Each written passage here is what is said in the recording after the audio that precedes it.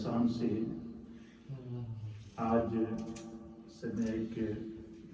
ایسے ٹاپک کا آغاز کر رہا ہوں جو ہسٹری آف اسلام سے تعلق رکھتا ہے، اور پھر ہر چیز اپنی نسبت سے پہچانی جاتی ہے۔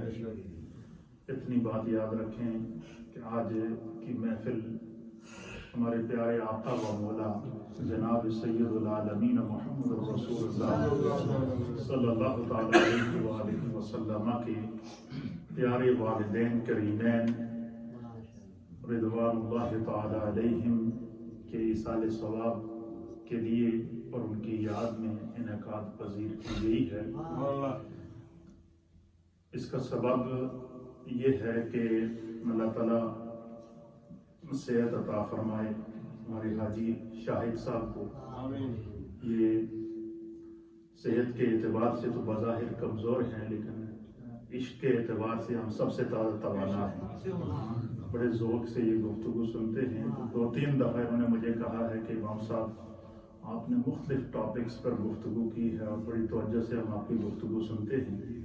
تو میری خواہش ہے کہ آپ نبی پاک کے والدین کے حوالے سے بھی ہم لوگوں کو بتائیں۔ ان کی خواہش کے مطابق پھر میں نے اس کے اوپر پوری ریسرچ کی، مطالعہ کیا، سیریل تیار کیا پوری، اور پھر میں یہ پروگرام بنایا کیونکہ یہ اتنی دلچسپ اور اتنی ایمان افروز ہسٹری ہے کہ جب بندہ سنتا ہے یا پڑھتا ہے تو اس میں کھو جاتا ہے۔ تو پھر میں نے یہ پروگرام کیا کہ آج کی جو ہماری محفل ہوئی اس میں صرف اس ہسٹری کا ایک اجمالی خاکہ پیش کروں گا، اور کمنگ جو فرائیڈے ہے اس میں اس کی تفصیل بیان کر دوں گا۔ اس طرح 2 پارٹس کے اندر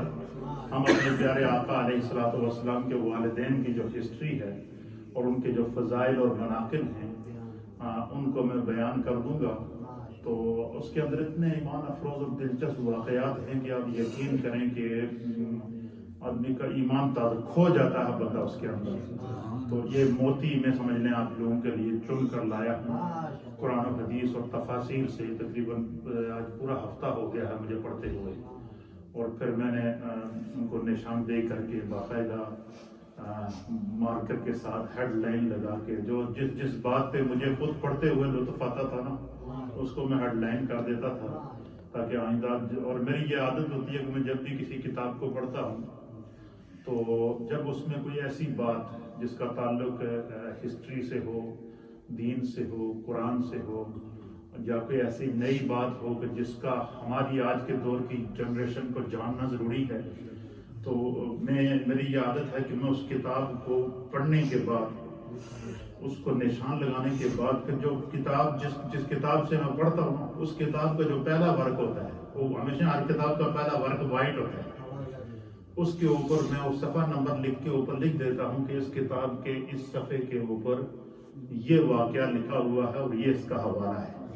تو اس طریقے سے آپ کبھی میری لائبریری میں آئیں تو آپ جو بھی کتاب کھولیں گے نا تو آپ اس کا پہلا ورق کھولیں گے تو وہ سارا لکھا ہوا ہوتا ہے۔ تو یہ اللہ تعالیٰ نے ایک ذوق پیدا کیا پڑھنے پڑھانے کا، اللہ تعالیٰ اس کو سلامت رکھے۔ یہ ایک ایسا سمندر ہے کہ جب اس میں بندہ غوطہ زن ہوتا ہے نا، آپ کو پتا نا کہ جب سمندر کی تہہ میں بندہ جائے، تو سمندر کی تہہ میں پہنچنا بہت مشکل ہوتا ہے، تو کہتے ہیں سمندر کی تہہ کے اندر سے ایک سیپ ملتی ہے، اور اس سیپی کو باہر نکالو اور اس کو جب توڑو گے تو اس کے بیچ سے موتی نکلتا ہے جس کو ڈائمنڈ کہتے ہیں۔ اور میں روئے زمین کے تمام خزانوں میں سے سب سے زیادہ قیمتی وہ ہوتا ہے، اور وہ اللہ نے کس میں رکھا؟ مچھلی کے پیٹ میں رکھا ہے، اور ملتا کیا ہے؟ سمندر کی تہہ کے اندر۔ اس کا معنی کیا ہے کہ بندہ جتنی گہرائی میں جائے گا اتنا خدا اس کے علم کے خزانوں میں اضافہ کرتا جاتا ہے۔ اللہ تعالیٰ ہماری اس کاوش کو اپنی بارگاہ اقدس کے اندر قبول و منظور فرمائے۔ قرآن حکیم فرقان مجید میں جب ہم پڑھتے ہیں، یہ بات پہلے پس منظر یاد رکھیں کہ قرآن پاک کی سورہ والضحیٰ ہے، اور سورہ والضحیٰ کے اندر ایک آیت ہے جس میں اللہ تعالیٰ فرماتا ہے کہ علم یجدک یتیما فآویٰ، اے پیارے حبیب کیا آپ نے نہیں دیکھا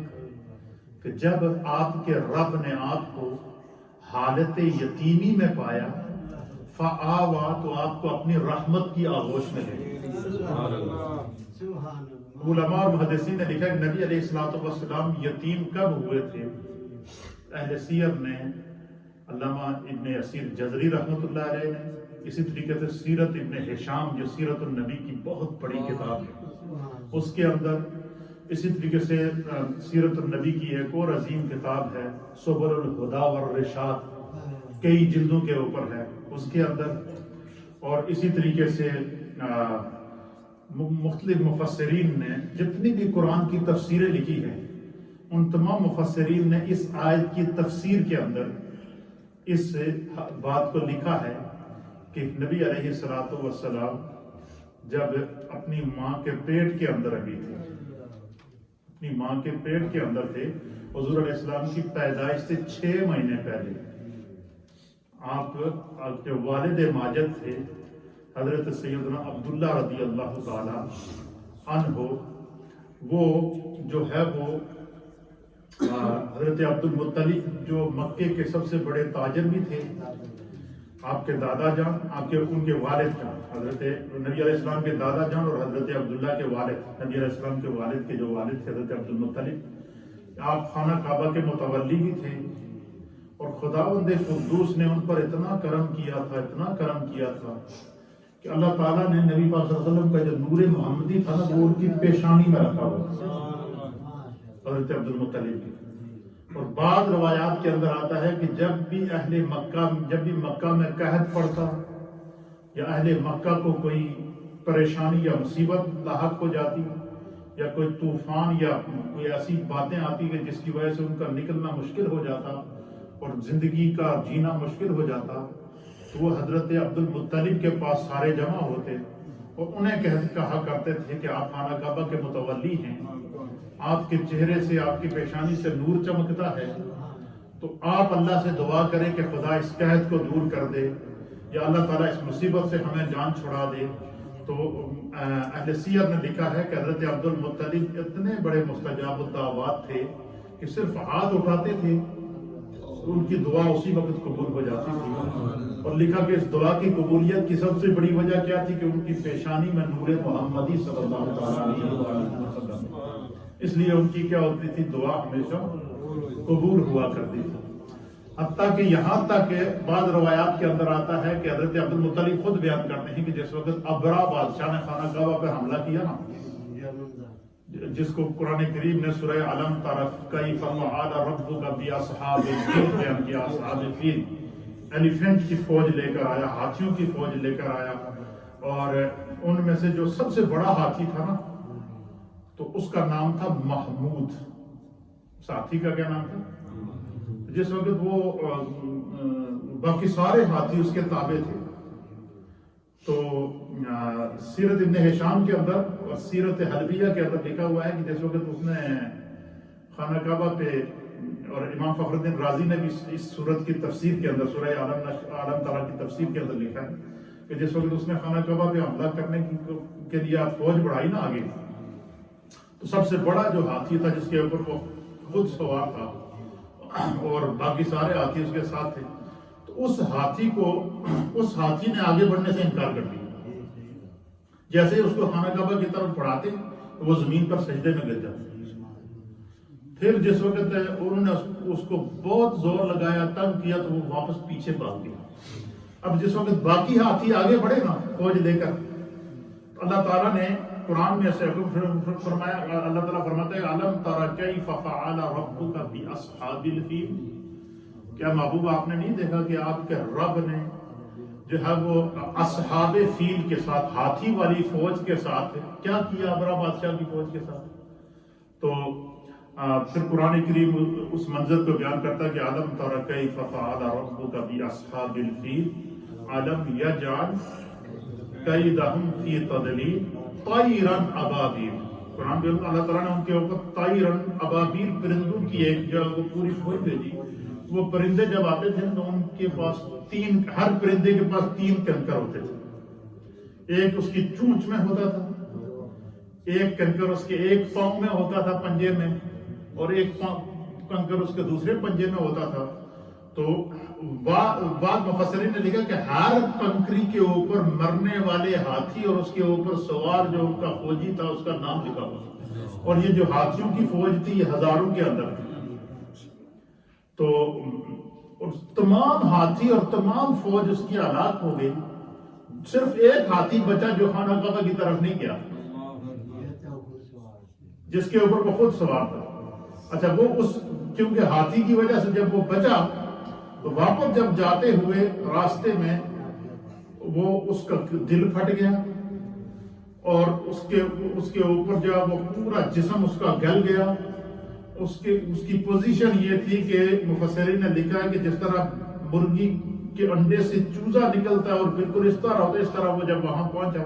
تو پھٹ کر وہ وہاں پر مر گیا، لیکن وہ ہاتھی وہ مرا بھی نہیں اور وہ آگے بھی نہیں بڑھا۔ تو جب وہ خانہ کعبہ پہ حملہ کر رہا تھا اس وقت حضرت عبد المطلب نے پہلے جا کے اسے احصار کر لیا، اور حضرت عبد المطلب کے بہت زیادہ اونٹ ہوتے تھے اور ان کی چراگاہ تھی، تو اس نے جا کر ان کے اونٹوں پر بھی قبضہ کر لیا۔ جب حضرت عبد المطلب نے دیکھا کہ ہزاروں کی فوج لے کر یہ آ گیا تو انہوں نے کیا کہا، حضرت عبد المطلب نے اہل مکہ سے کہا کہ تم ایسا کرو کہ جتنے بھی لوگ ہو نا خانہ کعبہ اور اس کا ایریا خالی کر دو اور مکے کی پہاڑیوں کے اوپر چلے جاؤ، تو میں چلتا ہوں اس سے بات چیت کرتا ہوں، دیکھتے ہیں کیا ہوتے ہیں۔ اچھا یہ وہ انہوں نے جس طرح انہوں نے کہا وہ سارے چلے گئے پہاڑوں کے اوپر، اپنا ساز و سامان سب کچھ لے کر چلے گئے۔ تو حضرت عبد المطلب جب وہاں پر پہنچے تو پہنچنے کے بعد جو ہے وہ آپ نے جو ہے وہ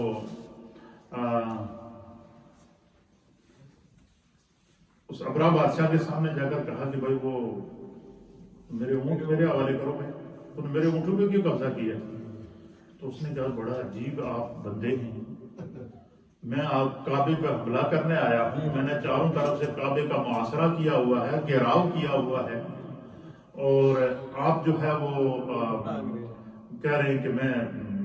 جو ہے وہ میرے اونٹوں کو دے دیں۔ تو آپ نے اس کو جواب دیا، اس نے کہا جس کا کعبہ ہے اس کی حفاظت وہ کرے گا، اونٹ میرے، تو میرے اونٹوں نے میرے حوالے کر۔ اس سے پہلے حضرت عبد المطلب رضی اللہ تعالیٰ عنہ نے خانہ کعبہ کے سامنے دعا کی، ابرا بادشاہ کے پاس جانے سے پہلے کیا کی؟ دعا کی، جو بات میں آپ کو بتانا چاہتا تھا، اصل میں یہ واقعہ تو کئی دفعہ آپ نے سنا۔ آپ نے جو دعا کی نا، دعا یہ کی کہ بارے الہ تیرا گھر ہے، اس کی حفاظت تو کر، میں کمزور ناتواں انسان ہوں، تو اس گھر کی حفاظت تو کرنا۔ حضرت عبد المطلب کہتے ہیں کہ جیسے میں دعا کر رہا تھا تو آسمان سے ایک نور آیا، اور وہ نور آ کر بالکل میری پیشانی کے سامنے نور سے ٹکرایا، اور بالکل میری آنکھوں کے سامنے نور ہی نور تھا۔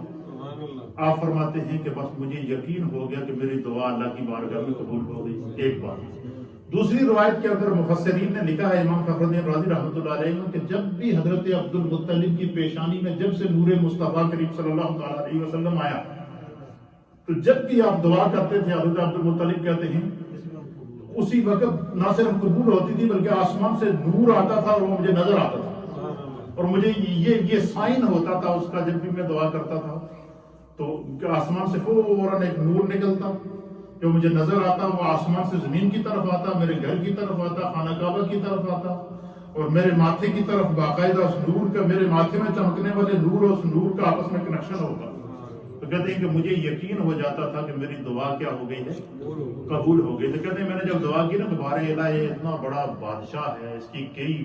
ریاستوں میں، کئی پوری دنیا میں اس کی جو ہے وہ بادشاہت پھیلی ہوئی ہے، اور ہزاروں کی فوج لے کر یہ آ گیا ہے، ہمارے پاس اتنی طاقت نہیں ہے، تو اپنے اس گھر کی حفاظت خود فرما۔ تو آپ کہتے ہیں میں نے دعا کی تو وہ نور چمکا، تو مجھے یقین ہو گیا کہ میری دعا قبول ہو گئی۔ جب دعا قبول ہوئی نا، اس وقت آپ نے لوگوں سے کہا کہ خالی کرو کعبہ، چلو پہاڑوں تو میں بھی آ رہے ہیں تھوڑے پیچھے، سارے مل کے دیکھنے نا عمدہ کی ہے۔ تو اس وقت آپ ابرا بادشاہ کے پاس گئے، اس نے کہا کہ بھائی میرے اونٹ کیوں قبضہ لے دیے، وہ میرے اونٹ واپس کرو۔ اس نے کہا جی کہ یہ اونٹ تو اونٹوں کی پڑی ہوئی ہے، میں خانہ کعبہ پہ حملہ کرنے آیا ہوں، تم کیسے لوگ ہو؟ انہوں نے کہا جس کا کعبہ ہے اس کی حفاظت وہ خود کرے گا، تو میرے اونٹ میرے حوالے کر۔ آپ کہتے ہیں میں نے اپنے اونٹوں کو، اس نے کہا جی ان کو دے دو اونٹ، تو وہ لے کر سائڈ پر ہو گیا۔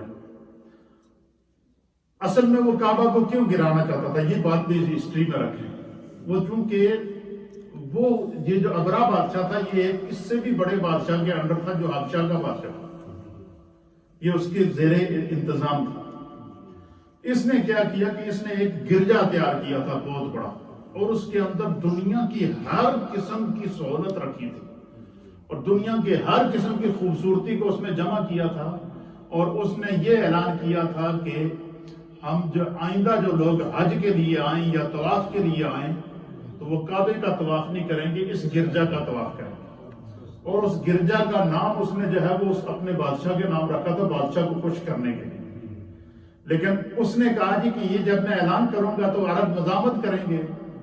اس لیے اس نے کہا کہ میں ایسا کرتا ہوں کہ میں اپنی فوج لے کر پہلے خانہ کعبہ پہ حملہ کرتا ہوں، اور جس وقت کعبہ ہی نہیں رہے گا دنیا کے اندر تو آٹومیٹکلی لوگ اس طرف آ جائیں گے، اور کعبے سے بھی کعبے کی طرح اس نے وہ گرجا بنایا، اور اس کے اندر طرح طرح کے جناب اس دور کی جو تعمیراتی حسن تھا وہ سارا اس کے ساتھ رکھا ہے۔ رکھنے کے بعد اب جب اعلان کیا تو آپ کو پتا ہے بڑے جنونی قسم کے لوگ ہوتے ہیں، آج کے دور میں بھی دیکھ رہی ہیں جو لوگ طرح طرح کی شرارتیں کرتے ہیں، انبیاء کرام نبی علیہ الصلوۃ والسلام پاکان امت کی شان میں گستاخیاں کرتے ہیں۔ کبھی کوئی جنونی اٹھ کے کہتا ہے کہ میں فلاں جگہ جب کھڑا ہو کے قرآن جلاؤں گا، کوئی جنونی اٹھ کے کچھ کہتا ہے میں یہ کر دوں گا، کوئی جنونی اٹھ کے کہتا ہے وہ کر دوں گا، لیکن کوئی نہ کوئی اللہ کا بندہ پیدا ہو جاتا ہے جنونی، کوئی اس سے بھی بڑا جنونی پیدا ہو جاتا ہے جو اس کو سوری دنیا کے سامنے خوار کر دیتا ہے۔ تو جس وقت اس ابرا نے اعلان کیا تھا کہ بھائی میں یہ آئندہ حج کے لیے لوگ اس گرجا پر آئیں گے اور طواف اس گرجا کا کریں گے، تو عرب میں سے کہتے ہیں کہ قریش میں سے ہی ہے، خاندانی قریش، نبی پاک صلی اللہ علیہ وسلم کے خاندان میں سے ہی حضرت عبد المطلب کے خاندان میں سے ایک شخص تھا، اس نے کہا یار مرنا تو ویسے بھی ہے، مرنا تو ویسے بھی ہے، میں جا کے کیوں نہ جا کے تھوڑا سا اس کو دیکھاؤں تو صحیح۔ وہ گیا گھومتا گھومتا گھومتا رات کو کسی طریقے سے اس گرجے کے اندر داخل ہو گیا۔ داخل ہونے کے بعد جب بالکل جو اس کا سینٹر تھا نا، اس سینٹر میں کھڑے ہو کر اس نے وہاں پیشاب کیا۔ پیشاب کرنے کے بعد اعلان کیا کہ تو کعبے کو کیا گرائے گا، میں جو تو نے اپنا یہ بت خانہ بنایا میں اس میں پیشاب کر کے جا رہا ہوں۔ اس کے اوپر پھر وہ غضبناک ہوا، اس نے کہا جی کہ تو نے ہماری عبادت گاہ کی توہین کی ہے،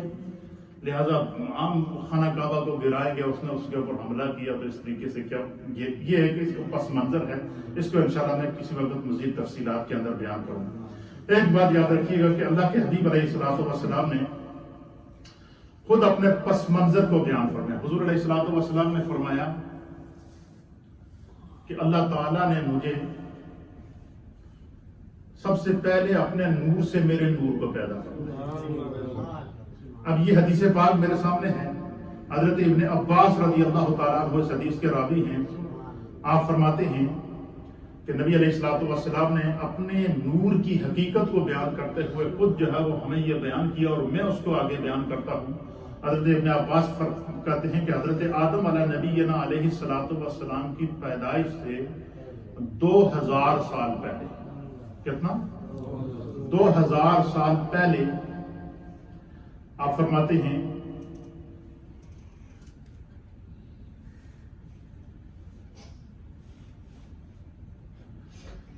کہ نبی علیہ السلام نے فرمایا کہ حضرت آدم علیہ السلام کی پیدائش سے 2000 سال پہلے اللہ تعالیٰ نے دنیا میں میرے نور کو بھیج دیا تھا، اور میرا نور جو ہے سرکار دو عالم صلی اللہ تعالیٰ علیہ وسلم فرماتے ہیں کہ میرے نور کو جب اللہ تعالیٰ نے بھیجا تو میرا نور فرشتوں کے ساتھ اللہ کی تسبیح کیا کرتا۔ یہ حضرت آدم علیہ السلام کی پیدائش سے 2000 سال پہلے۔ پھر ایک روایت کے مطابق حضور علیہ السلام نے فرمایا کہ اول ما خلق اللہ نوری، اللہ تعالیٰ نے کائنات میں سب چیزوں سے پہلے اپنے نور سے میرے نور کو پیدا فرمایا۔ پھر فرمایا کہ پوری کائن میرے نور کو پھر اللہ تعالیٰ نے آگے کئی حصوں میں تقسیم کیا۔ پھر کسی یہ چاند کے اندر جو روشنی ہے، سورج کے اندر جو روشنی ہے، ستاروں کے اندر جو روشنی ہے، دن اور رات کے اندر جو روشنی ہے، پوری دنیا اور زمانے کے اندر جتنی بھی یہ ہے وہ یہ حسن و رعنائی ہے، یہ نبی علیہ الصلوۃ والسلام کے نور کی کیا ہے جو ہے وہ اس نور کا صدقہ ہے۔ ہم میں سے ہر آدمی دیکھتا، ہماری آنکھیں ہیں نا، ہم دیکھیں اپنی آنکھ سے یہاں سے جہاں تک حد نگاہ تک دیکھتے ہیں یا نہیں دیکھتے؟ آسمان کی طرف نگاہ اٹھائیں تو آسمان نظر آتا ہے یا نہیں آتا؟ زمین کے اپنے سامنے نظر اٹھائیں، جب تک ہماری نگاہ کے سامنے کوئی اس کے مد قبر کوئی دیوار کوئی پہاڑ نہیں آتا، حد نگاہ تک وہ چیزیں ہمیں نظر آتی ہے نہیں۔ فرمایا ہر بندہ مومن کی آنکھ کے اندر جو نور ہے یہ نور مصطفیٰ صلی اللہ تعالیٰ علیہ وآلہ وسلم کا فیض۔ تو سرکار دو عالم صلی اللہ علیہ وسلم نے فرمایا کہ سب سے پہلے اللہ تعالیٰ نے میرے نور کو پیدا فرمایا، وہ یہ ازل کی بات ہے۔ پھر اس کے بعد جب آدم علیہ السلام کو اللہ تعالیٰ نے پیدا کرنا چاہا تو حضور علیہ السلام حضرت ابن عباس فرماتے ہیں کہ حضرت آدم علیہ السلام کی پیدائش سے 2000 سال پہلے قریش اللہ عز و جل کے سامنے ایک نور کی حیثیت سے اللہ تعالیٰ نے نور مصطفیٰ کو جو ہے وہ اس خلق میں منتقل کر دیا تھا۔ تو پھر فرمایا کہ حضور فرماتے کہ یہ نور تسبیح کرتا تھا اور فرشتے اس کی تسبیح کے ساتھ تسبیح کیا کرتے۔ اچھا، فرشتوں کی عبادت کیا ہے کہ وہ اٹھتے بیٹھتے ہر لمحہ ہر گھڑی خدا کی تسبیح کرتے ہیں۔ کیا کرتے ہیں؟ حضور فرماتے ہیں کہ اللہ تعالیٰ نے سب سے پہلے میرے نور کو پیدا کیا اور سب سے پہلے میرے نور نے خدا کی تسبیح بیان کی۔ سب سے پہلے میرے نور نے کیا کیا؟ فرمایا سب سے پہلے میرے نور نے اللہ کی تسبیح بیان کی، سبحان اللہ و بحمدہ سبحان اللہ العظیم، سبحان اللہ و بحمدہ سبحان اللہ العظیم، سبحان ربی العظیم یا سبحان ربی العالی جو ہم نماز کے اندر پڑھتے ہیں، یہ تسبیح ہے۔ تو حضور فرماتے ہیں کہ جب اللہ تعالیٰ نے اپنے نور سے میرے نور کو اول ما خلق اللہ نوری، اللہ تعالیٰ نے کائنات میں سب سے پہلے جب میرے نور کو پیدا کیا تو میرے نور نے پیدا ہوتے ہی سب سے پہلے اپنے رب کی تسبیح پڑھی۔ فرمایا میرے نور کے ساتھ پھر اللہ تعالیٰ نے کائنات میں جتنے فرشتے پیدا کیے تھے نا، فرشتوں نے پھر اس کے ساتھ وہ تسبیح پڑھنا شروع کر۔ فرشتوں کا وظیفہ تسبیح ہے، فرشتوں کی عبادت تسبیح ہے، فرشتوں کی غذا تسبیح ہے، فرشتوں کی خوراک تسبیح ہے، فرشتوں کا سانس تسبیح ہے۔ تو فرمایا کہ فرشتے جو دن رات ہر لمحہ ہر گھڑی اللہ کی تسبیح بیان کرتے ہیں، حضور فرماتے ہیں یہ سب سے پہلی یہ تسبیح اللہ کی میرے نور نے بیان فرمائی۔ اور حضور فرماتے ہیں کہ جب بھی میرا نور تسبیح کرتا تھا تو فرشتے اس کی تسبیح کے ساتھ اللہ کی تسبیح کیا کرتے تھے۔ یہ کب ہوا؟ حضور فرماتے ہیں کہ حضرت آدم علیہ السلام کی پیدائش سے، حضرت ابن عباس کہتے ہیں حضرت آدم علیہ السلام کی پیدائش سے 2000 سال پہلے، یعنی ابھی انسان حضرت آدم پیدا نہیں ہوئے تو زمین کے اوپر اللہ کی تسبیح شروع ہو گئی تھی۔ تو فرماتے ہیں کہ یہ مسلسل یہ وظیفہ تسبیح کا 2000 سال حضرت آدم علیہ السلام کی پیدائش سے پہلے ہوتا رہا۔ اب مجھے بتائیں کہ اللہ نے کتنے فرشتے پیدا کیے، اس کا علم تو خدا کو ہے۔ تو 2000 سال مسلسل ایک لمحہ بھی خالی نہیں ہے کہ خدا کی تسبیح نہ ہوئی ہو، تو اس کا کون اندازہ لگا سکتا ہے؟ یعنی حضرت آدم علیہ السلام کی پیدائش سے پہلے اتنا اللہ کی جانب سے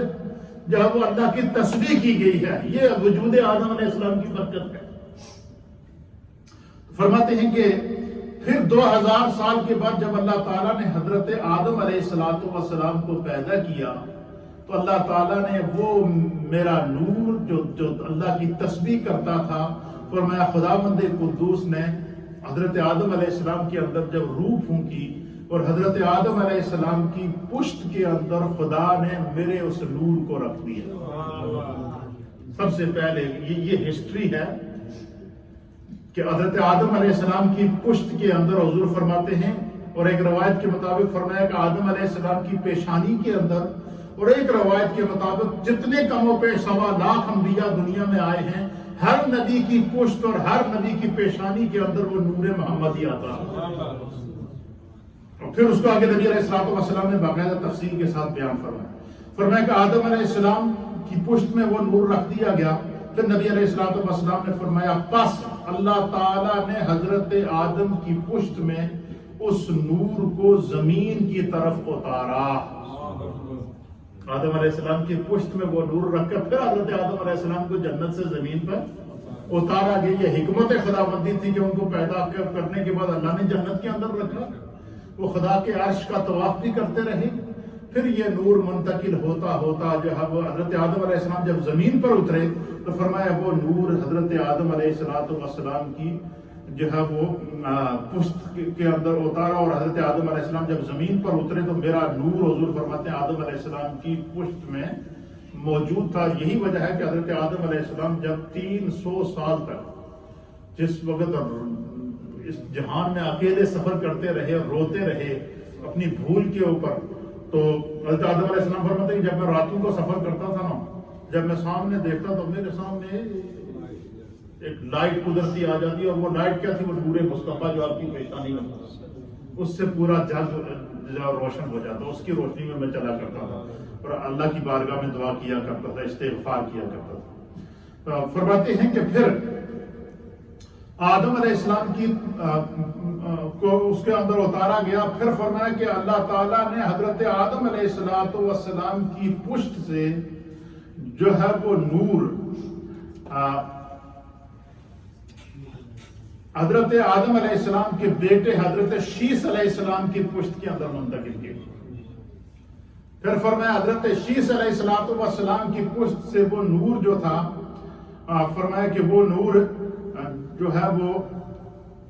حضرت نوح علیہ السلام کی پشت میں منتقل کیا گیا۔ پھر پھر حضور علیہ السلام فرماتے ہیں کہ جس وقت طوفان نوح آیا تو جس وقت ساری حضرت 80 لوگ حضرت نوح علیہ السلام پر ایمان لائے، اور وہ ہے وہ اس طوفان نوح کے وقت جو ہے وہ 40 روز تک وہ کشتی خانہ کعبہ کا طواف کرتی رہی، تو حضور فرماتے ہیں کہ وہ کشتی بھی میرے نور کی برکت سے چل رہی تھی۔ یعنی اتنا بڑا طوفان کہ پوری دنیا غرق ہو گئی، نہ انسان بچے، نہ جانور بچے، نہ چرند بچے، نہ پرند بچے، کوئی بھی چیز نہیں بچی، صرف ایک کشتی کے اندر جو لوگ سوار ہیں اور وہ بچی ہوئی ہے۔ فرمایا کہ حضرت نوح علیہ السلام کی پشت میں رکھا گیا۔ پھر فرمایا حضرت نوح علیہ السلام کی پشت سے وہ نور حضرت ابراہیم علیہ السلام کی پشت کے اندر منتقل کیا، اور فرمایا جب حضرت ابراہیم علیہ السلام کو آگ میں ڈالا گیا تو قرآن اس منظر کو بیان کرتا ہے کہ جب حضرت ابراہیم علیہ السلام کو آگ میں ڈالا گیا تو اللہ تعالیٰ نے آگ کو حکم دیا، یا نار کونی بردم و سلاما علی ابراہیم، اے آگ تیرا کم تے جلانا ہے لیکن آج تو ابراہیم پر سلامتی والی گلزار ہوگا۔ حضور فرماتے ہیں، اور مفسرین نے امام فخر الدین رازی فرماتے ہیں کہ وہ آگ کیوں گلزار ہوئی، اس کی وجہ کیا تھی کہ اللہ تعالیٰ نے حضرت ابراہیم علیہ السلام کی پیشانی کے اندر اور آپ کی پشت کے اندر نور مصطفیٰ کو رکھا، اور نبی پاک کے نور کی برکت سے وہ آگ کیا ہو گئی؟ گلزار ہو گئی۔ اور پھر سرکار دو عالم صلی اللہ تعالیٰ علیہ وسلم فرماتے ہیں کہ وہ حضرت ابراہیم علیہ السلام کی پشت میں وہ نور ڈالا گیا۔ جب حضرت ابراہیم علیہ السلام کو آگ میں ڈالا گیا تو فرمایا کہ پھر سرکار دو عالم صلی اللہ علیہ وسلم فرماتے ہیں کہ پھر اسی طریقے سے حضرت ابراہیم علیہ السلام کی پشت سے وہ نور آگے حضرت اسماعیل علیہ السلام کی میں منتقل ہوا، پھر اسی طریقے سے حضرت اسحاق علیہ السلام کی طرف منتقل ہوتا رہا، پھر اسی طریقے سے جتنے انبیاء اکرام آتے رہے وہ اس نور سے کیا ہوتے رہے؟ فیض یاب ہوتے رہے۔ پھر سرکار دو عالم صلی اللہ علیہ وسلم فرماتے ہیں کہ یہ میرا نور ہمیشہ جو ہے وہ پاکیزہ اور مکرم پشتوں سے پاک رحموں میں منتقل ہوتا رہا۔ اب یہ کیا ہے؟ یہ سرکار دو عالم صلی اللہ علیہ وسلم اپنا خاندانی پس منظر خود بیان کر رہے ہیں، اپنے آباء و اجداد کا۔ آگے اس پوری حدیث کو بیان کرنے کے بعد پھر سرکار دو عالم صلی اللہ علیہ وسلم فرماتے ہیں، آپ فرماتے ہیں کہ میرے اس نور کو انبیاء اکرام کی پشتوں اور ان کی پیشانیوں سے منتقل کرتے کرتے پاک پشتوں، ہمیشہ پاک اور مکرم پشتوں سے پاک رحموں کی طرف میرا نور منتقل ہوتا رہا، حتیٰ کہ مجھے میرے نور کو اللہ تعالیٰ نے میرے والدین کی پشت میں منتقل کر دیا۔ سب سے پہلے یہ نور منتقل ہوا حضرت عبد المطلب کی پشت میں، حضرت عبد المطلب کی پشت سے یہ نور منتقل ہوا جناب حضرت عبداللہ جو نبی علیہ السلام کے والد ہیں، اور حضرت عبداللہ کی پشت سے یہ نور منتقل ہوا آپ کی والدہ ماجدہ حضرت سیدہ طیبہ طاہرہ آمنہ بنت وہب رضی اللہ تعالی عنہ جو نبی پاک صلی اللہ علیہ وسلم کی امی جان ان میں منتقل ہے۔ یہ ہسٹری کون بولتا ہے؟ نبی پاک صلی اللہ علیہ وسلم نے بیان کرنا۔ پھر سرکار دو علیہ وسلم میرے مجھے میرے والدین کی طرف منتقل کیا، اور مجھے میرے والدین سے اللہ تعالیٰ نے اس دنیا کے اندر مجھے جو ہے وہ پیدا فرمایا۔ اور پھر نبی علیہ الصلوۃ والسلام نے خود بیان فرمایا، حضرت علی کہتے ہیں مولا کائنات کہ سرکار دو عالم صلی اللہ علیہ وسلم نے فرمایا کہ میں نکاح سے پیدا کیا گیا ہوں،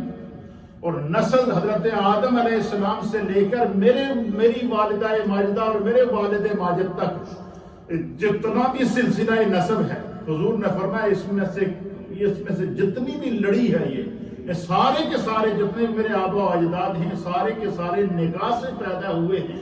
فطرت خدا کے مطابق جو اللہ تعالیٰ نے انسانیت کی پیدائش کا نظام بنایا اس سے پیدا کیا ہے۔ حضور نے فرمایا میرے آبا و اجداد میں سے کوئی بھی شخص زمانہ جہالیت کی بدکاری یا کسی بھی چیز کی زمانہ جہالیت کے کسی بھی قسم کے ایسا رواج جیسے بدکاری ہو گئی، زنا ہو گیا، جس طریقے سے کسی بھی قسم کی، حضور نے فرمایا کہ میرے والدین سے لے کر حضرت آدم علیہ السلام تک جو میرے سلسلہ نسب کی جو ہے لڑی ہے، یہ سارے کے سارے میرے آبا و اجداد کے نکاح کے ذریعے دنیا میں آئے ہیں، حلال ذرائع سے دنیا میں آئے ہیں، اور خدا کی قدرت اور فطرت کے مطابق دنیا کے اندر آئے ہیں۔ تو سب سے پہلا اس میں سبق ہمارے لیے کیا ہے کہ ہمارے آقا علیہ الصلوۃ والسلام کا جو سلسلہ نسب ہے جو اللہ تعالیٰ نے پیدا فرمایا ہے، وہ جو ہے وہ پاک پشتوں سے، پاک رحموں سے منتقل ہوتا ہوا حضرت عبد المطلب اور حضرت عبد المطلب سے حضرت عبداللہ اور حضرت عبداللہ سے جو ہے اب جو ہے کہ حضرت عبداللہ کا انتخاب کیوں ہوا؟ نبی حضرت عبد المطلب کے اور بھی بیٹے تھے، اس میں یہ چیز جو ہے ایک بات۔ دوسری بات یہ سمجھی گیا کہ ہمارے پیارے نبی صلی اللہ علیہ وسلم کے علاوہ جتنے بھی کموں پہ سوالات انبیاء دنیا میں آئے ہیں، حضرت عیسیٰ علیہ السلام تک، حضرت آدم علیہ السلام سے لے کر حضرت عیسیٰ علیہ السلام تک، اولاد آدم میں جتنے بھی انبیاء اکرام آئے ہیں، حضرت ابراہیم علیہ السلام کی اولاد اللہ تعالیٰ نے حضرت ابراہیم علیہ السلام کو 2 بیٹے عطا فرمائے، اور دونوں بیٹوں میں سے 2 بیٹے نبی تھے، حضرت سارہ کے بطن سے حضرت اسحاق اور حضرت ہاجرہ کے بطن سے حضرت اسماعیل۔ حضرت اسماعیل کی نسل سے ہمارے پیارے آقا علیہ الصلوۃ والسلام پیدا ہوئے، اور حضرت اسحاق کی نسل سے سارے بنی اسرائیل کے نبی پیدا ہوئے۔ یہاں سے آ کر کیا ہو جاتی ہے؟ ہاں، اس کا مطلب کیا ہوا کہ انبیاء بنی اسرائیل اور انبیاء بنی اسرائیل اور انبیاء بنی اسماعیل نے حضرت ابراہیم علیہ الصلوۃ والسلام کی اولاد کے جو نبی ہیں وہ، اور حضرت اسحاق علیہ السلام کی اولاد سے پیدا ہونے والے سارے انبیاء، اور حضرت اسماعیل علیہ السلام کی سے پیدا ہونے والے جناب نبی علیہ السلام اور جو انبیاء، یہ سارے یہ آپس میں کزن ہیں۔ یہ کیا ہے؟ یہ کزن ہے، اور ان کا نسب آ کر حضرت ابراہیم علیہ السلام سے مل جاتا ہے، اور وہاں سے پھر ہوتا ہوا حضرت آدم علیہ السلام تک چلا جاتا ہے۔ تو حضور علیہ السلام نے فرمایا کہ اللہ تعالیٰ نے مجھے پاک پشتوں سے پاک رحموں کی طرف پیدا فرمایا ہے، اور حضرت آدم علیہ السلام سے لے کر میرے والدین تک میرا نور ہمیشہ پاک لوگوں میں منتقل ہوگا۔ تو یہ ہسٹری ہمیں معلوم ہونی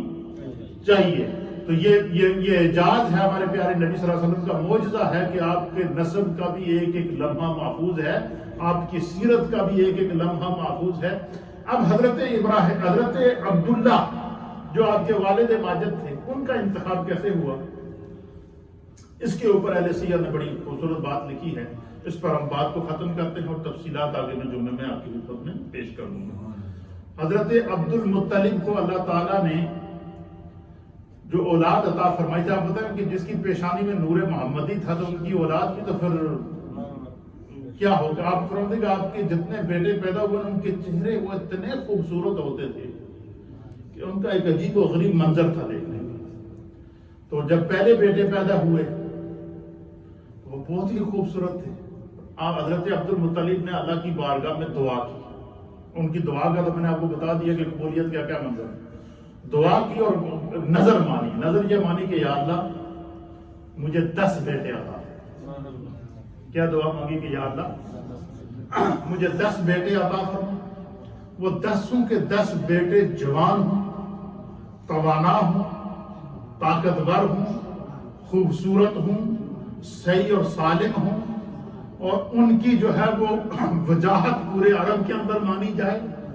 اور ان 10 بیٹوں میں سے جب وہ سارے کے سارے جوان ہو جائے کہ بالکل جو ہے وہ بلوغت کی عمر کو سارے کے سارے پہنچ جائیں گے، اے اللہ میں تیری بارگاہ میں وعدہ کرتا ہوں، نظر مانتا ہوں کہ ان 10 بیٹوں میں سے کسی ایک بیٹے کو میں تیری راہ میں اس طرح قربان کروں گا جس طرح کہ حضرت ابراہیم علیہ السلام نے اپنے بیٹے حضرت اسماعیل علیہ السلام کو قربان۔ یہ نظر کس نے مانی ہے؟ نبی علیہ السلام کے دادا حضرت عبد المطلب نے۔ اللہ تعالیٰ نے ایک بیٹا دیا، دوسرا بیٹا دیا، تیسرا بیٹا دیا، چوتھا بیٹا دیا، پانچواں بیٹا دیا۔ اب جب تک اولاد پیدا ہوتی رہی، جب تک حضرت عبد المطلب حیات رہے، وہ جو نور تھا نا وہ ان کی پیشانی میں موجود رہا، ان کی پشت میں موجود رہا۔ پھر اللہ تعالیٰ نے آخری بیٹا دیا، جو 10واں بیٹا تھا، وہ نبی پاک صلی اللہ علیہ وسلم کے والد ماجد حضرت عبداللہ تھے۔ اس کو اہل سیر نے لکھا ہے کہ وہ حضرت عبداللہ جب پیدا ہوئے نا تو وہ ایک چندے آفتاب اور چندے مہتاب تھے، اور وہ جیسے ہی حضرت عبداللہ پیدا ہوئے آپ فرماتے ہیں کہ وہ سب میں سے بالکل بکھرے تھے، اور پورا عرب ان کو دیکھنے کے لیے آتا تھا، اتنے وہ حسین اور جمیل تھے۔ اللہ تعالیٰ نے وہ نور کیا تھا حضرت عبد المطلب سے حضرت عبداللہ کو منتقل کر دیا۔ ایک تو نور محمدی منتقل بھی ہو گیا تھا ان کے اندر۔ پھر جس وقت حضرت عبداللہ کی عمر 20 سال ہوئی، سب سے آخری بیٹے تھے ان کے، تو حضرت عبد المطلب نے اللہ سے کیا ہوا وعدہ یاد کر لیا۔ آپ نے اپنے 10 بیٹوں کو بلایا، بلانے کے بعد ان سے کہا کہ بھائی یہ میں نے اللہ سے نظر اور دعا مانگی تھی، خدا نے میری اس دعا کو قبول کیا ہے، اب تم 10 بیٹے ہو، تم میں سے کسی ایک کو میں چاہتا ہوں کہ میں اللہ کے راستے میں قربان کروں۔ پہلے تو بچوں کی رائے لی ہے، تمہاری کیا رائے ہے؟ اب بیٹے بھی تو حضرت عبد المطلب کے تھے نا۔ تو علامہ سیرت ابن حلبیہ کے اندر اور سیرت ابن ہشام کے اندر اور اسی طریقے سے دیگر سیرت کی کتابوں کے اندر اور تاریخ کی کتابوں کے اندر لکھا ہے کہ 10 کے 10 جو بیٹے تھے نا حضرت عبد المطلب کے، وہ آپ کے سامنے 2 زانو ہو کے بیٹھ گئے، اپنے سروں کو جھکا لیا اور سب نے اعلان کیا کہ ابا جان جس کے اوپر آپ انگلی رکھیں گے ہم اپنی قربانی پیش کرنے کے لیے تیار ہیں۔ اب جب ہر بیٹے نے اپنے آپ کو پیش کر دیا قربانی کے لیے، اب حضرت عبد المطلب کے لیے کیا ہو گیا؟ فیصلہ کرنا مشکل ہو گیا۔ آپ نے فرمایا کہ میں کسی کے ساتھ ناانصافی نہیں کرتا ہوں، میں اس طرح کرتا ہوں کہ میں قرہ اندازی کروں، اور قرہ اندازی میں تم میں سے جس کا نام نکلے گا اس کو میں قربان کروں گا اللہ کے راستے میں۔ اب اہل سیر نے لکھا کہ حضرت عبد المطلب نے قرہ اندازی کی، جب پہلا قرہ نکالا، اور قرہ اندازی کے لیے بھی اس شخص کو بلایا جو خانہ کعبہ کے اندر موجود تھا، اور جس کو فال نکالنے کے لیے اس دور کے معاملات کے مطابق خانہ کعبہ کے اندر بٹھا کے رکھا ہوا تھا، اور وہ جس بات پر قرہ نکالتا تھا اسی کے مطابق کیا ہوتا تھا؟ فیصلہ ہوتا تھا۔ کوئی بھی فیصلہ کرنا ہو اس سے پہلے ان سے قرہ نکلواتے تھے۔ جب وہ ان کو بلایا گیا قرہ اندازی کرنے کے لیے، تو آپ اہل سیر نے لکھا کہ جس وقت قرہ اندازی میں 10 بیٹوں کے نام لکھ کر سامنے رکھ دیے گئے، رکھنے کے بعد کہا جی کہ ایک نام کو اٹھائیے، تو 10 بیٹوں میں سے جب نام کو اٹھایا تو نبی پاک صلی اللہ علیہ وسلم کے والد ماجد حضرت عبداللہ کا نام قرہ کہ ان کو قربان کیا۔ تو اچھا جس وقت آپ قرہ اندازی کر رہے تھے تو اہل سیر نے لکھا کہ سارا عرب جمع تھا، اور سارا عرب غرقۂ حیرت میں ڈوبا ہوا تھا کہ یہ آج عبد المطلب کیا کر رہے ہیں؟ کہہ رہے ہیں میں اپنے بیٹے کو، اور آپ نے فرمایا بیٹے کو ذبح بھی خانہ کعبہ کے سامنے کروں گا، میں نے نظر مانی ہوئی ہے، اللہ سے کیا ہوا وعدہ پورا کروں گا۔ تو جس وقت قرے میں حضرت عبداللہ کا نام نکلا تو سب غرقۂ حیرت میں پڑ گیا۔ آپ نے فرمایا نہیں، اس طرح کرو کہ تاکہ کوئی شبہ نہ رہ جائے، ممکن ہے کسی کے ذہن و گمان کے اندر یہ نام رہ جائے۔ آپ نے فرمایا کہ 3 دفعہ قرہ کرو، کیا کرو؟ دوسری مرتبہ پھر قرہ کیا، پھر حضرت عبداللہ کا نام نکلا، تیسری مرتبہ پھر قرہ اندازی کی، پھر حضرت عبداللہ کا نام نکلا۔ تو حضرت عبد المطلب نے باقاعدہ اسی طریقے سے روایات کے اندر چھری منگائی، رسی منگائی، جس طرح حضرت ابراہیم علیہ السلام نے حضرت اسماعیل علیہ السلام کے. اور یہی وجہ ہے کہ حدیث پاک کے اندر آتا ہے کہ نبی صلی اللہ تعالیٰ علیہ وآلہ وسلم نے فرمایا، حضور علیہ السلام نے فرمایا کہ انا ابن الذبیحتین، حضور نے فرمایا میں دو ذبیحوں کا بیٹا ہوں، ایک حضرت اسماعیل اور دوسرے حضرت عبداللہ. اچھا جس وقت وہ انہوں نے رسی منگا لی، چھری منگا لی، سارے عرب کے جتنے قبائل، پورے عرب کے اندر جنگل کی آگ کی طرح یہ بات پھیل گئی. تمام عرب جمع ہو گئے، سارے قریش جمع ہو گئے، سارے قبائل جمع ہو گئے، پورے اس دور کے بڑے بڑے دانشور جمع ہو گئے، اور وہ سارے کے سارے آ کے حضرت عبد المطلب کے سامنے کھڑے ہو گئے. انہوں نے کہا کہ ہم آپ کو یہ کام نہیں کرنے دیں. انہوں نے کہا اگر یہ روایت پڑ گئی تو پھر لوگ اپنے بیٹوں کو ذبح کرنا شروع کر دیں گے، لہٰذا ہم آپ کو. انہوں نے کہا جی کہ نہیں، میں اس کے ارادے کو بدل نہیں سکتا، میں نے اللہ سے نظر مانی ہوئی ہے، وعدہ کیا ہوا ہے. آپ نے فرمایا نہیں، ہر چیز کا کوئی نہ کوئی حل ہے. تو آپ نے فرمایا جی اس کی کوئی تعبیر. پھر ان تمام عرب کے قبائل میں سے جو بڑے بڑے سرداران تھے ان کی ایک کمیٹی بنی. انہوں نے حضرت عبد المطلب سے کہا کہ جب تک ہم فائنل فیصلہ نہیں دیں گے آپ حضرت عبداللہ کو ذبح نہیں کریں گے، ان کو اللہ کے راستے میں قربان نہیں کریں گے. انہوں نے یہ فیصلہ کیا کہ پھر ایسا کرتے ہیں کہ مدینہ طیبہ کے اندر ایک ایسی اللہ کی ولیہ رہتی ہے، بہت بڑی وہ اللہ کی ولیہ ہے، اور وہ جو بھی بڑے سے بڑا کوئی بھیانک مسئلہ ہو یا بڑے سے بڑی کوئی خواب ہو، وہ اس کی تعبیر اس طرح کرتی تھی کہ اس کو خداوند قدوس فوراً اعلان کر دیتا. انہوں نے کہا جی کہ ہم اس کے پاس جائیں گے، اس سے پوچھیں گے اس مسئلے کا حل کیا ہے. یہ پورا قافلہ یہاں سے چلا اور یثرب پہنچا مدینہ پاک میں. وہاں جا کر پتہ چلا جی وہ جو خاتون ہے جو تعبیرات بتاتی ہے وہ یہاں سے تو کسی اور جگہ حبشہ کی طرف گئی ہے یا شام کی طرف گئی ہے. وہاں سے وہ قافلہ پھر ان کے پیچھے وہاں پر گیا. وہاں پر گئے تو ان کو جا کر وہ سارا قصہ سنایا کہ یہ مسئلہ ہے، پورا عرب احتجاجاً کھڑا ہے. حضرت عبد المطلب نے ارادہ کیا ہوا ہے کہ میں نے اپنے بیٹے کو اللہ کے راستے میں قربان کرنا ہے، اس کی تعبیر کیا ہے. اس راہبہ نے جو اللہ تعالیٰ نے اس کو علم عطا فرمایا تھا تعبیرات کا. اور دیکھیں یہ جب ایسے سنگین مسائل آ جائیں تو جنہیں اللہ تعالیٰ علم عطا فرماتا ہے وہ کتنا رحمت بن کر آتے ہیں. اس نے کہا جی کہ اس کا بڑا آسان حل ہے. اس نے کہا کہ کیا حل ہے؟ اس نے کہا جی یہ بتاؤ کہ تمہارے عرب کے رواج کے مطابق جب کوئی بندہ کسی کو قتل کرے تو اس کی دیت کیا ہوتی ہے؟ اس کی تم دیت کیا دیتے ہیں؟ انہوں نے کہا جی کہ اگر کوئی بندہ کسی کو قتل کر دے تو اس کو 10 اونٹ دیت میں دینے پڑتے. کتنے؟ 10 اونٹ دیت میں. انہوں نے کہا جی کہ اس طرح کرو کہ دوبارہ قرآن اندازی کرو، ایک طرف 10 اونٹ رکھو اور ایک طرف عبداللہ کا نام رکھو. کیا کہ باقی بیٹوں کو نکال دو کیونکہ 3 دفعہ نام ان کا آ چکا ہے. اب دوبارہ قرآن اندازی ہوگی اور 10 اونٹ ایک طرف رکھو اور ایک طرف عبداللہ کا نام رکھو، پھر قرآن اندازی کرتے جاؤ. اگر پھر مطلب ہے کہ دوبارہ پھر عبداللہ کا نام آتا ہے تو ہر دفعہ 10 اونٹ بڑھاتے جاؤ اور اس وقت تک قرآن اندازی کرتے رہو جب تک کہ اونٹوں کے نام قرآن نہ نکل آئے. آپ فرماتے ہیں کہ اسی طرح کیا گیا. اس کے اوپر باقاعدہ یہ طے ہو گیا کہ ہم اس طرح کریں گے عرب کی دیت کے مطابق. کیا پھر سارے واپس دوبارہ وہاں مکہ میں آئے خانہ کعبہ کے سامنے. حضرت عبد المطلب موجود ہیں، پورا عرب موجود ہے، سارے قبائل موجود ہیں اور ایک عجیب و غریب کیفیت موجود ہے کہ یہ کیا منظر ہونے والا ہے. تو اس وقت جو ہے وہ اللہ کے پیارے حبیب لبیب نبی رحمت صلی اللہ علیہ وسلم کے والد ماجد کا نام ایک طرف 10 اونٹ رکھے گئے. قرآن اندازی کی گئی. پہلی قرآن اندازی کی، پھر حضرت عبداللہ کا نام نکلا. حضرت عبد المطلب نے کہا 10 اونٹ اور بڑھاؤ. دوسری قرآن اندازی کی، پھر حضرت عبداللہ کا نام نکل آیا. آپ نے فرمایا 10 اونٹ اور بڑھاؤ. اچھا ہر قرآن اندازی میں 10 اونٹ کیا کرتے گئے؟ بڑھاتے گئے دیت کے اندر. پھر اسی طریقے سے وہ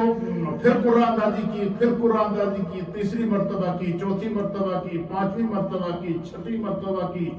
ہر دفعہ حضرت عبداللہ کا نام نکلتا رہا اور ہر دفعہ 10 اونٹ بڑھاتے گئے. پھر جناب اس طریقے سے جب 10ویں اونٹ کی قربانی کی اس وقت پھر حضرت عبداللہ کا نام نکل آیا، تو پھر آپ نے 10 اونٹ اور بڑھائے، پھر جب 100 اونٹ ہو گئے تو پھر آپ دوبارہ قرعہ اندازی کی تو اب اونٹوں کا نام نکل آیا، حضرت عبداللہ کا نام نہیں نکل آیا۔ پھر حضرت عبد المطلب نے اللہ کی بارگاہ میں دعا کی کہ شاید خدا کو یہ منظور ہے، تو حضرت عبداللہ کے بدلے میں 100 اونٹ ذبح کیے گئے، قربان کیے گئے۔ کیا کیے گئے؟ اب اللہ تعالیٰ نے آگے ان سے نبی پاک صلی اللہ علیہ وسلم کو پیدا کرنا تھا، ان سے جو ہے وہ پھر کائنات عالم کی آپ کے بیٹے سے پھر اللہ تعالیٰ نے ان کے اوپر سلسلہ نبوت کو اور دین کو تمام کرنا تھا، تو یہ آپ کی پیدائش سے پہلے یہ اتنا بڑا واقعہ گزرا جو مکے کی تاریخ میں ہر بچے اور ہر عورت اور ہر مرد کو یہ زبانی یاد ہوتا تھا۔ 100 اونٹ قربان کیا گیا نبی علیہ السلام کے والد ماجد کو، پھر اس کے بعد ان کی دیت کو قبول کیا گیا، تو پھر جو ہے وہ 100 اونٹ قربان کرنے کے بعد پھر انہوں نے اعلان کیا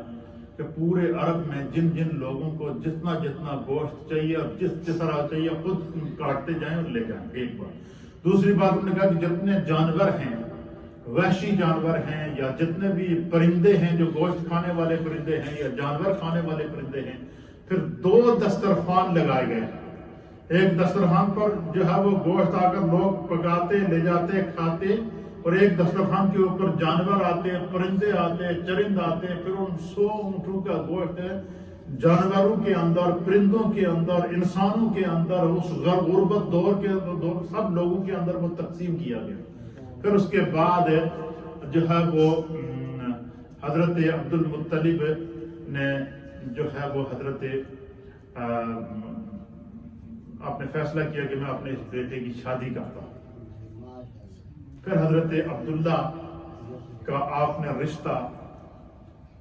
وہب بن عبد المناف، نبی علیہ السلام قریش کے خاندان سے تھا۔ نبی علیہ السلام کے سلسلہ نسب میں ایک لفظ عبد مناف کا آتا ہے، اور عبد مناف کے بیٹے تھے وہب، اور وہب کی بیٹی تھی حضرت سیدہ آمنہ بنت وہب، آپ کو کہتے ہیں، جو نبی علیہ السلام کی والدہ ماجدہ۔ اس کے اوپر بھی آگے اہل سیر نے بڑی تفصیلات لکھی ہیں کہ جس وقت حضرت عبداللہ کی پیشانی میں نور محمد منتقل ہوا، اور پھر 100 اونٹوں کی دیت کے بعد اللہ تعالیٰ نے آپ کو زندگی عطا فرمائی نئی، تو پورے عرب کے اندر ہر شخص کو یہ یقین ہو گیا تھا کہ یہ خدا کے وہ مقبول بندے ہیں کہ جن کی اللہ تعالیٰ نے 100 اونٹوں کی دیت کے بدلے خدا نے ان کو نئی زندگی عطا فرمائی۔ اس لیے حضور علیہ السلام فرمایا کرتے تھے کہ انا ابن ذبیحتین، میں 2 ذبیحوں کا بیٹا ہوں۔ اور پھر جو ہے وہ حضرت عبداللہ کے اندر جب نور محمدی منتقل ہوا، ایک عجیب کیفیت تھی، آپ کی اس کیفیت کو مفسرین نے بیان کیا، اس کو انشاءاللہ میں آگے تفصیلات کے اندر بیان کروں گا کہ عرب کے معاشرے کی جتنی بھی حسین خواتین تھی، جتنے بھی اعلیٰ خاندان کے لوگ تھے، انہوں نے ان کو پیشکش کی ہے کہ آپ جو ہے وہ حضرت عبد المطلب کو پیشکش کی کہ اپنے بیٹے کا ہماری بیٹی سے رشتہ کر لیں۔ ایک بہت بڑی اس دور کی عالمہ راہبہ تھی جو ہے وہ جنہوں نے پیشکش کی، تو یہاں تک اس کو جو ایک اللہ کی ولیہ تھی، بہت بڑی خاتون، اور اس کو اندازہ ہو گیا کہ بھائی یہیں سے اللہ کا آخری نبی پیدا ہونا ہے۔ انہوں نے حضرت عبداللہ کو اور حضرت عبد المطلب کو پیشکش کی کہ میں حضرت عبداللہ کے نکاح میں آنا چاہتی ہوں، تو آپ نے فرمایا نہیں، جو خدا کو منظور ہوگا وہی ہوگا۔ حضرت عبد المطلب نے کہا، اور پھر انہوں نے براہ راست حضرت عبداللہ سے رابطہ کرنے کی کوشش کی، تو آپ کے اندر عاجزی کا یہ عالم تھا کہ آپ منہ اٹھا کر دیکھتے بھی نہیں۔ مفسرین نے لکھا کہ جب حضرت عبداللہ کی پیشانی کے اندر اور پشت کے اندر نور محمدی منتقل ہوا، تو اس طرح عرب کے لوگ اور عرب کی خواتین ان کے اوپر فریفتہ اور شیفتہ ہو چکی تھی کہ ہر طرف سے ان کو پیشکش آتی تھی۔ راستے میں چلتے تھے تو خواتین سامنے آ جاتی تھی کہ شاید ہمارا رشتہ قبول کر لیں۔ تو اس کو مفسرین نے اور محدثین نے اس سے تعبیر کیا ہے کہ یوں لگتا تھا کہ حضرت یوسف علیہ السلام کا دور واپس لوٹ آیا،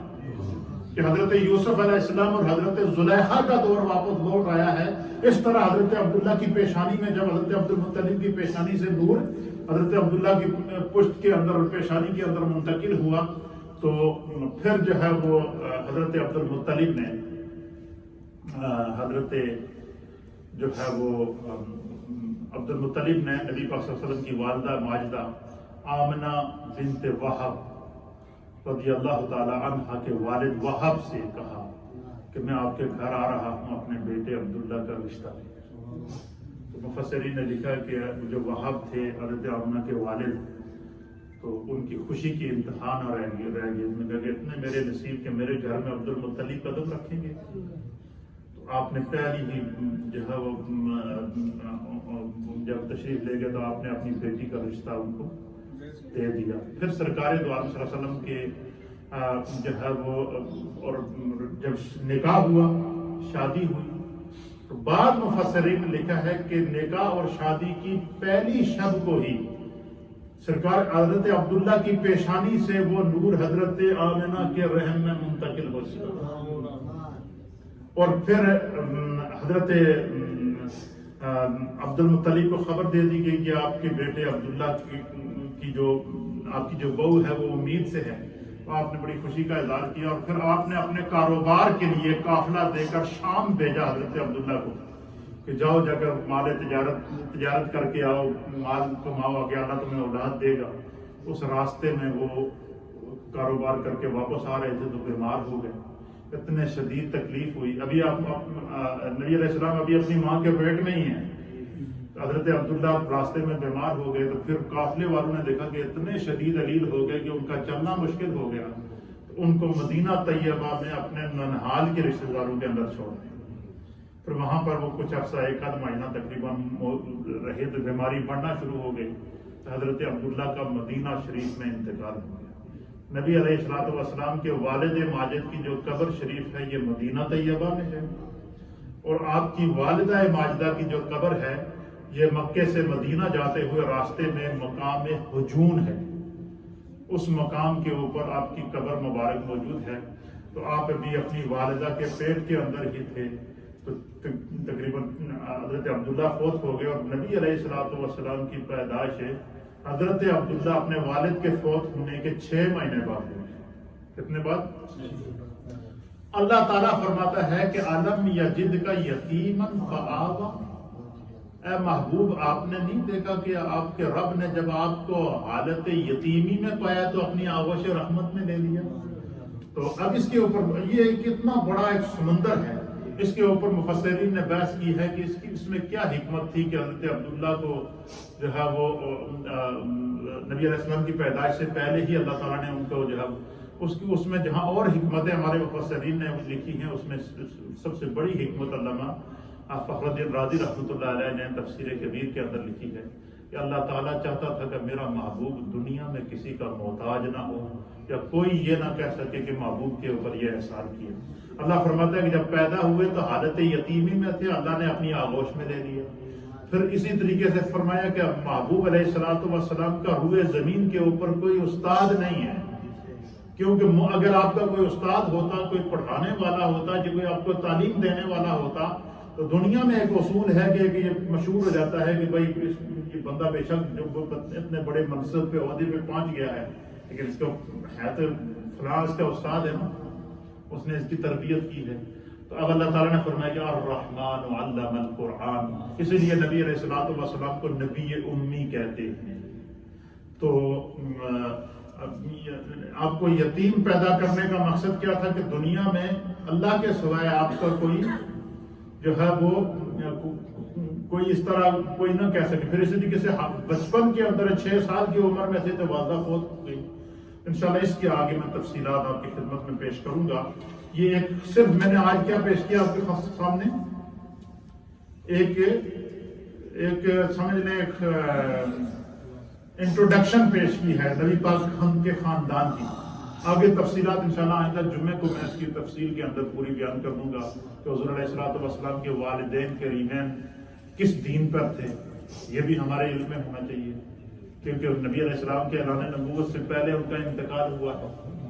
پھر اس کے اندر ہسٹری ہے، اس کو میں بیان کروں گا آپ کے سامنے آئندہ جمعے کو۔ پھر نبی علیہ السلام کا جو ہے وہ پیدائش کے بعد جو ہے وہ اعلان نبوت تک پھر کن مراحل سے آپ گزرے ہیں، یہ سارا انشاءاللہ پورا اس کا ہسٹری، اور پھر حضرت نبی علیہ السلام جب اپنی والدہ کے پیٹ کے اندر آئے، سیدہ آمنہ رضی اللہ تعالیٰ عنہ کی کیفیت کیا تھی، اس کو بھی میں جمعے میں بیان کروں گا۔ یہ پورا ہسٹوریکل ایک بیک گراؤنڈ ہے، لیکن میں نے انشاءاللہ اس کو کوشش کی ہے کہ اتنے آسان انداز میں بیان کروں کہ آپ کو کم از کم یاد ہو جائے، اس کا بیک گراؤنڈ تو کم از کم آپ کو یاد ہو گیا ہوگا، اور انشاءاللہ آپ کبھی بھولیں گے نہیں۔ اللہ تعالیٰ اس کو آپ سب کو جو ہے وہ اور ہم سب کو عمل کی توفیق عطا فرمائے۔